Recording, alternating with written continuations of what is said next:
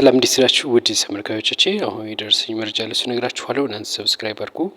የአምባሳደሩ የአሜሪካው አምባሳደር ለኢትዮጵያ በርካታ እርዳታ አድርገዋል ነግራችኋል። ኢትዮጵያ ምርጫ ቦርድ እንደዚሁ ስኬጁል አመቻችቷል። ስለ ምርጫው በርካታ ጉዳይ አንስተዋል ነግራችኋል። ጄኔራል ታደሰ ወረደ ከ3 ቀናት በኋላ አሁን ወደ ስራቸው ተመልሰዋል። እንደዚሁም ደግሞ በደባርቅ ዩኒቨርሲቲ በርካታ ተማሪዎችም ታግደዋል ነግራችኋል። እንደዚሁም የብሔር ብሔረሰቦች በዓል ተጠናቋል በ20ኛው ማለት ነው። ስለ ነዳጅ ጉዳይ እንደዚሁም ደግሞ ስለ ዮሐንስ ሽፈራውም እንደዚሁ በባህር ዳር ተሞሽሯል። ስለሱም ነግራችኋለን። እስከ መጨረሻው ተከታተሉ። የአሜሪካ መንግስት ለኢትዮጵያ የማርበርግ ቫይረስን ለማከም የሚያስችላትን መድኃኒት መለገሱን አስታውቋል። የማርበርግ ቫይረስ ለመቆጣጠር ፈጣን ምላሽ ለመስጠት የሚያግዝ እርዳታ እንደሚያደርግም ነው በአምባሳደሯ በኩል ያስታወቀችው። የአሜሪካ መንግስት ከመቼውም በበለጠ የማርበርግ ቫይረስን ለማክታት ወይም ደግሞ ለመቆጣጠር አስተዋጽኦ እንደሚያደርግ አስታውቋል። ሞኖ አላናል የተባለ ወይም ደግሞ አንቲበዲ የሚባል ሲሆን ማርበርግ ቫይረስን ተጠቂዎችን በከፍተኛ ሁኔታ ትሪት ያደርጋል ተብሎ የተነገረው ይህ መድኃኒት እንግዲህ በ2024 በሩዋንዳ በተከሰተው የማርበርግ ቫይረስን ለማከም ጥቅም ላይ መዋሉን የጤና ባለሙያዎችም አስታውቀዋል። ከዚህ ጋር ተያይዞ የአሜሪካ አምባሳደር ናቸው ይህንን እርዳታ ያደረጉት። ለኢትዮጵያ የጤና ሚኒስቴር ነው እንግዲህ መድኃኒቱን እየሰጡት ማለት ነው። መቅደስ ዳባም ተረክባለች። ዶክተር መቅደስ ዳባ የጤና ሚኒስትሯ ማለት ነው።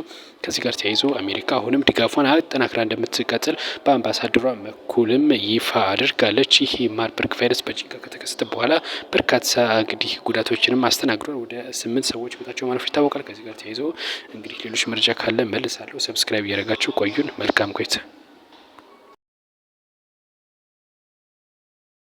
ምርጫ ቦርድ በመጪው ግንቦት 24 ምርጫ እንደሚደረግ ስኬጁል አዘጋጅቷል። በሀገሪቱ ያለው ጸጥታ በተመለከተ በክልል እና እንደዚሁም በጸጥታ አካላት መረጃ እያሰባሰብንና እያደራጀን ነው ስትል ሚላትወርቅ ኃይሉ የምርጫ ቦርድ ዋና ሰብሳቢ ይፋ አድርጋለች። በእነዚህም በተለያዩ ክልሎችና ከተማ አስተዳደሮች አረንጓዴ፣ ቢጫና ቀይ በምክንያት በማድረግ ማለትም በእነዚህ ዳንጀር ዞን ነው ወይስ ደግሞ ሰላም ዞን ነው የሚለውን ማለት ነው። ቀይ ከሆነ ዳንጀር ስለሆነ ሰላም እንዲመጣ በትኩረት እንሰራበታለን ሲሉ ገልጸዋል። በሀገሪቱ አጠቃላይ ሰላም ነው ማለት አይቻልም ሲሉ ሜላትወርቅ ኃይሉ ገልጸዋል። ምክንያቱም አንዳንድ ቦታ ከፍተኛ የሆነ ችግር እንዳለ እኛም በመረጃ የተደገፈ መረጃዎች አሉን ስትል ገልጻለች። በአሁኑ ወቅትም የተለያዩ ዳታዎችን እየሰበሰብን እንገኛለን ስትል ነው የገለጸችው። ከዚህ ጋር ተያይዞ እንግዲህ በትግራይ ክልል ባለው ሁኔታ ጥያቄ ቀርቦላቸው በዚህም እንግዲህ ከጊዜያዊ አስተዳደር ከፕሬዚዳንት ጄኔራል ታደሰ ወረደ ጋር ንግግር እያደረግን ነው። እሱም እንግዲህ በጎ ምላሽ እስካሁን አልሰጠንም።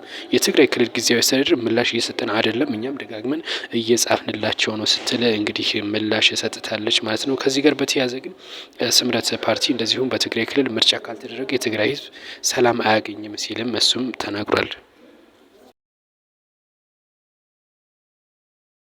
ለተከታታይ 4 ቀናት ያክል ሳይታዩ የቆዩት የትግራይ ክልል ጊዜያዊ አስተዳደር ሌተናንት ጄኔራል ታደሰ ወረደ በእሁድ ዕለት በ28 እንግዲህ ህዳር ማለት ነው መታየታችን የተነገረው ከ24 ጀምረው የአካል ጉዳተኛ ቀን ካከበሩ በኋላ አልታዩም የተባለው በዛው በማግስቱ ደግሞ በ25 ህዳር 25 ታጣቂዎቹ መቀሌ ከተማን የፕሬዝዳንት ጽህፈት ቤትን ከከበቡ በኋላ ታይተው አልታዩም ነበረ ለ4 ተከታታይ ቀናት ማለት ነው። እንግዲህ ከዛም በኋላ በ27 ህዳር 27 ቀን ከፕሬዝዳንት ተወካዮች ጋር ከተወያዩ በኋላ እንግዲህ ፕሬዝዳንቱ ጽህፈት ቤት ከበው ከነበረ በኋላ ትተው ሄዷል። ወደ ካምፓቸውም ተመልሷል። በደሞዝና በጥቅማ ጥቅም ምክንያት ማለት ነው። ግን ትናንትና ታደሰ ወረደ በ28 ከውሃ እና ኢነርጂ ምግብ እንደዚሁም ደግሞ የተለያዩ ተቋማት ጋር ውይይት ሲያደርጉ መታየታቸው እየተነገረ ይገኛል። ከ3 እና ከ4 ቀን ከመጥፋት በኋላ አሁን ወደ ስራቸው ተመልሰዋል ተብሏል። ስለ ፕሬዝዳንት ጽህፈት ቤቱ ከበባ ግን እስካሁን ያሉት ነገር የለም። የደባርቅ ዩኒቨርሲቲ ባለፈው ተነስቶ በነበረው አመፅ ምክንያት በተማሪዎች ላይ ከፍተኛ የሆነ እርምጃ መውሰዱን አስታውቋል። በዚህም 5 ተማሪዎችን አሰናብቻለሁ ብሏል። 3 ተማሪዎች ደግሞ ለ1 አመት እግድ ተጥሎባቸዋል። 19 ተማሪዎች ደግሞ የጽሁፍ ማስጠንቀቂያ እንደተሰጣቸው የተነገረው። ትናንትና ህዳር 27 ቀን 12 ተማሪዎችን ከደብረ ማርቆስ ዩኒቨርሲቲ ወይም ከዶርሚተሪያቸው ማለት ነው ተወስደው የት እንዳሉ እንደማይታወቅም እንደዚሁ መረጃዎቹ ወጥተዋል ማለት ነው። ከዚህ ጋር ተይዞ ተማሪዎቹ ራበን ባሉ ምክንያት ነው እንግዲህ ሰልፍ በመውጣታቸው ምክንያት ነው ይህ ችግር የተፈጠረው። በወቅቱም እንግዲህ ሰልፍ በመውጣታቸው ምክንያትም 2 ተማሪዎች ህይወታቸው ማለፉ የሚታወቅ ነው። በዛው በደባርቅ ዩኒቨርሲቲ ተተኩሶባቸው ማለት ነው። አሁን እንግዲህ የዩኒቨርሲቲው ፕሬዚዳንት ነው ይሄንን ውሳኔ የወሰነው ነው የተባለው። ከዚህ ጋር ተያይዞ ተማሪዎች ምላሽ ምን ይሁን ባይታወቅም አሳሳቢ የሆነው ግን 12 ተማሪዎች የት እንዳሉ አለመታወቁ ነው። ሌሊት ነው ከዶርሚተራቸው የተወሰዱት ነው የተባለው። ከዚህ ጋር ተያይዞ ምንም አይነት ፍንጭ እስካሁን እንዳልተገኘ 2 ቀንም እንደሆናቸው ነው እንግዲህ በ27 ነው ሌሊት የተወሰዱት። ዛሬ 29 እንደሚታወቀው የት እንዳሉ አይታወቅም ተብሏል። 5ቱ ሙሉ ለሙሉ ተሰናብተዋል። 3 ተማሪዎች ደግሞ እንግዲህ 1 አመት ሲቀጡ 19ኙ የጽሁፍ ማስጠንቀቂያ ይሰጣቸው በርካቶችንም ካሁን ውስጥ ለውስጥ እያሰሱ እንደሆነ እየተነገረ ሀያኛው የብሔር ብሔረሰቦች ቀን ዶክተር አብይ በተገኙበት በስፋት በሰራው ተከብሮ ተጠናቋል።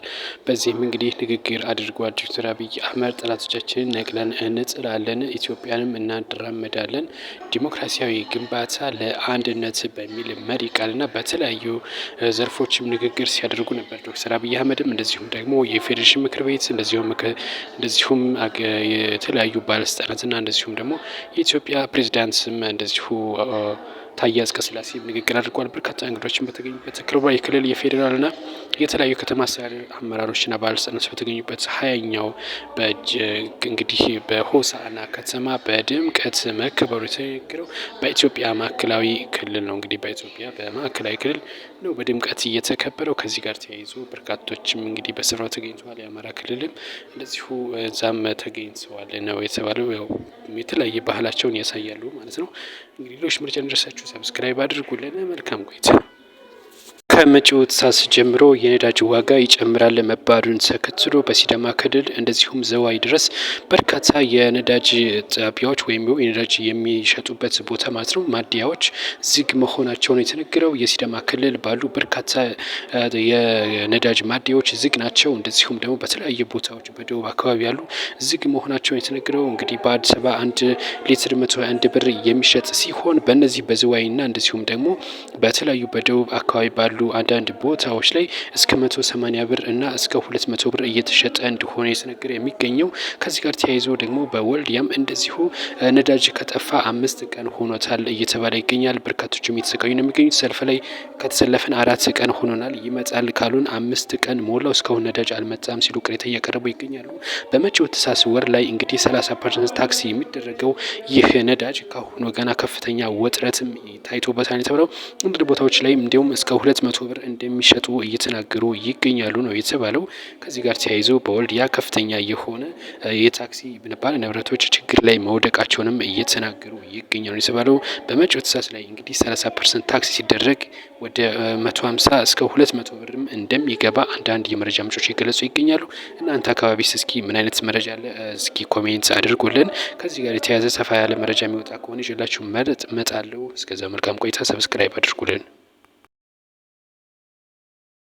ባህር ዳር ዮሐንስ ሽፈራውን ሞሽራለች። ዮሐንስ ሽፈራው እንግዲህ እንደሚታወቀው በተለያዩ እጽዋት ላይ የሚያተኩር ስራዎችን የሚሰራ ነው። የባህል መድኃኒት እነዚሁም ደግሞ የተለያዩ የባህል ቅመማቶችን ወይም ደግሞ እጽዋቶችን ለተለያዩ ህመሞችን የሚጠቅስ እንግዲህ የባህል እንደ ሐኪም ማለት ነው። እንግዲህ ዮሐንስ ሽፈራው እንግዲህ የገበሬው ልጅም ይባላል። ብዙውን ጊዜ በሶሻል ሚዲያ ይታወቃል።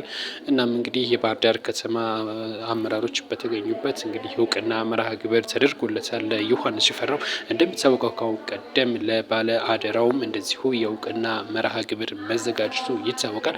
አሁን ደግሞ ለዮሐንስ ሽፈራው እንደዚሁ እውቅና መርሃ ግብር ተዘጋጅቶለታል። እጅግ የሚገርም ስራዎችን የሚሰራ ልጅ ነው። ሊበረታታ የሚገባው ልጅ ነው። በርካታ እጽዋቶችን ከነ ጥቅማቸው ከነ የሚሰሩት አገልግሎትም ጭምር ሲናገር፣ በዚህ አጋጣሚ እኛም እንኳን ደስ አለ ማለት እንፈልጋለን። መልካም ቆይታ።